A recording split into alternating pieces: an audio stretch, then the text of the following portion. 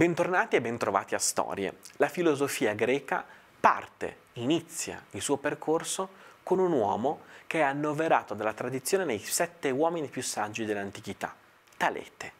625 a.C., 545 a.C., un uomo che vive a cavallo di 2 secoli e che attorno a questi 2 secoli ha un'intuizione fondamentale, l'intuizione che esiste un principio, un archè diremo noi oggi, un principio che tiene in vita le cose e che fa essere le cose, e che questo principio sussistente, molto importante, è l'acqua, è l'umido.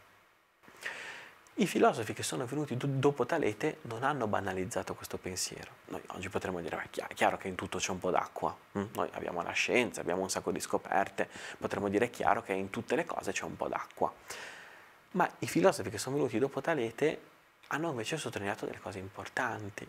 Mi limito soltanto a 2 filosofi che secondo me sono decisivi per la comprensione un po' di Talete, soprattutto nel nostro secolo, e che agiscono però in secoli diversi dal nostro. Il primo filosofo è Hegel.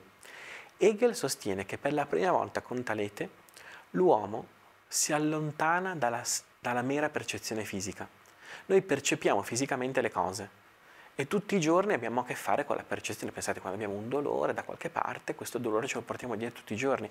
Oppure quando qualcosa ci dà fastidio, noi questo fastidio ce lo portiamo addosso tutto il giorno. Hegel dice, con Talete per la prima volta si inserisce qualcosa di diverso dalla percezione fisica. Qualcosa che fa dire all'uomo esiste qualcosa di altro, al di là di quello che si vede. Qualcosa che fa dire all'uomo esiste un qualcosa che va al di là di quello che è visibile. Altro filosofo che si occupa di Talete, ce ne sono tantissimi, ma a mio giudizio in maniera eminente, è Nietzsche. Nietzsche, tra XIX e XX secolo, arriva a dire che la grandezza di Talete, la forza di Talete, è quella di prospettare l'intuizione che esista un uno, ma non un uno inteso come una divinità, non un uno inteso come un'alterità. Questo diceva già Hegel. Hegel diceva a Talete l'intuizione del fatto che esista qualcosa di altro dall'uomo, qualcosa di altro dalla materialità del vivere, ma un uno inteso come un'unità.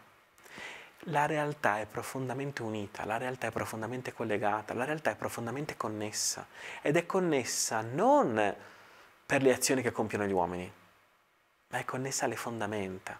Diciamo una cosa un po' audace: la pace non è anzitutto un costrutto umano, la pace è una realtà che sta all'origine della vita umana e spetta agli uomini riconoscere questa realtà e con le azioni contribuire a rafforzarla.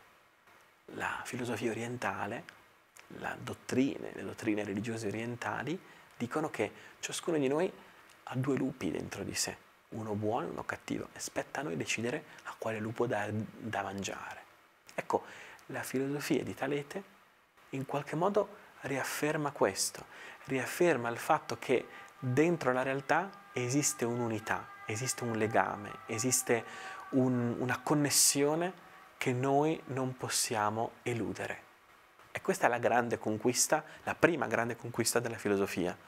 Non trattare più la realtà come, ripeto questo termine che a me piace molto, accozzaglia di elementi e di significati, ma come una trama, un ordito, all'interno della quale si svolge un'altra storia, una storia in cui accade un'altra storia. È molto importante quello che abbiamo detto e ci porta quasi a scoprire il punto centrale della filosofia di Talete. Lo raccontiamo domani qui a Storie.